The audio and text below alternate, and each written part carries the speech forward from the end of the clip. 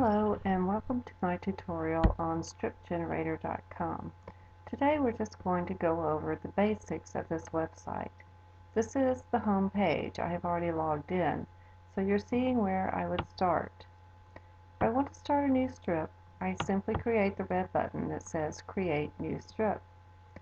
At this point, there are several options at the top. I can click on Frames, Characters, Items, Text, Library, and Theme Packs. Let's focus on frames. There are several selections: one-row frames, two-row frames, full-page frames, and custom frames. Now your teacher has asked that you create a 5-panel frame. So we're going to select the full-page 5-panel frame. At this point, the frame is in our box where we will be working. Now there's several ways to navigate. As you can see, you can use the scroll bars. There's the main one, and then this one within the frame. And there's also a navigation bar up here that allows you to move it up and down and to zoom in and out. Underneath the slide bar is a blue box that says Edit Frames. We click on that. Slide out so we can see a little better. You see that all of our frames have turned blue. Well, I tend to think these two little boxes on the left are kind of small, so I'm going to move over this box, and at this point we can resize this one as well. I still leave a little space. It's nice to have that white space, and I'm going to have them lined up perfectly. I can tell when they're lined up perfectly because this dot forms here, this dotted lines. You see them pop up as I move. So when they're lined up perfectly, you will see your dotted line. So I have my frames where I want them. Now I'm going to go to Objects, and the blue disappears. And I'm going to zoom in a bit on this top frame so I can work just on it. Now I'm ready to put in some characters. I'm going to do a little brief box on the 3 Billy Goats Gruff. At this point, for the people, I have many rows of people here from whom to choose. And you can go through all of those, but it just so happens that the 3 Billy Goats Gruff does not have people in it. It does, however, have Billy Goats. So when I look at beings, I see bunny rabbits, I see ducks or some kind of bird there, all kinds of beings, okay? And there is my billy goat. So I need a billy goat. I'm going to pull him right down here. Now that I have him in my frame, I can manipulate him. I can flip him around. Oh, what happened to him? Come back, billy goat. I can flip him around, upside down, any way I want him.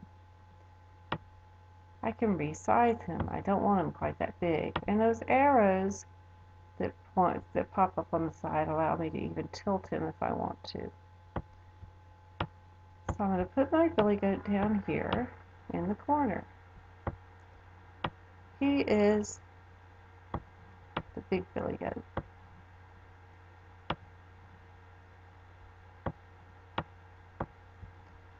Now if I want more billy goats, I can go and drag some more in, or I can duplicate my billy goats. So I click twice, lo and behold, I have 3 billy goats. This one's going to be a little smaller. This one's going to be a bit bigger.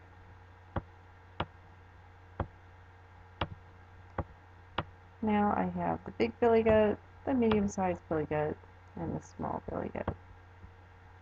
Next, I need a troll. This fellow here will do just fine. Gonna flip him to face our billy goats, shrink him down a little bit so that he will fit under a bridge. I can look for my bridge now. That's going to be an item. You can see that there are lots of items here, and you can click on the dots and scroll through them all. However, a bridge is really more of a shape. It's an arc. So I go to Shapes and I find my arc, and I'm going to drag it down in here. So now I rotate my arc to make it face the right way, and I'm going to pull it to be a bridge.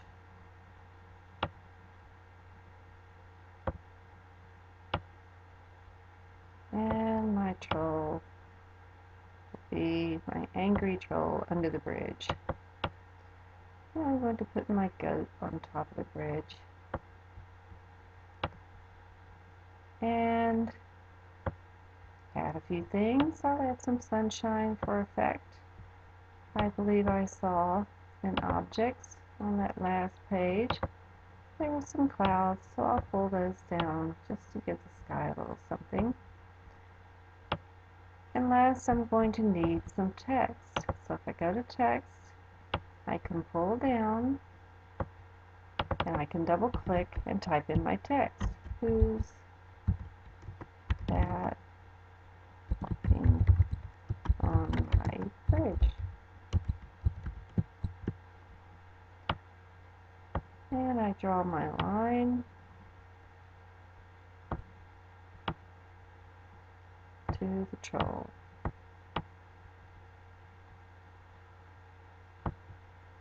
And I can resize this as well.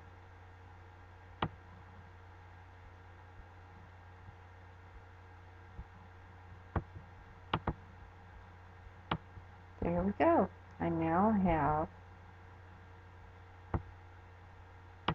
my cartoon. One thing I forgot to mention was you can change opacity. For instance, if I click the bridge, I can make it a little lighter color if I want to. And I can always blur if I want to as well. I suppose that could be a good effect. I can draw a line through several characters or several items, and I can make them one, so that now when I click on this, it all moves as one. And you can actually add that to your library too. You can pull things out of the frame.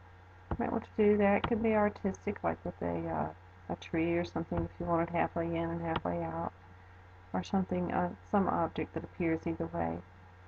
Now I'm ready to publish. So I go to finish,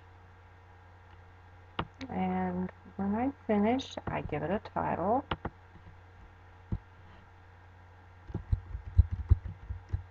Tutorial 3 Billy Goats Gruck. And I can tag it, and I can publish it.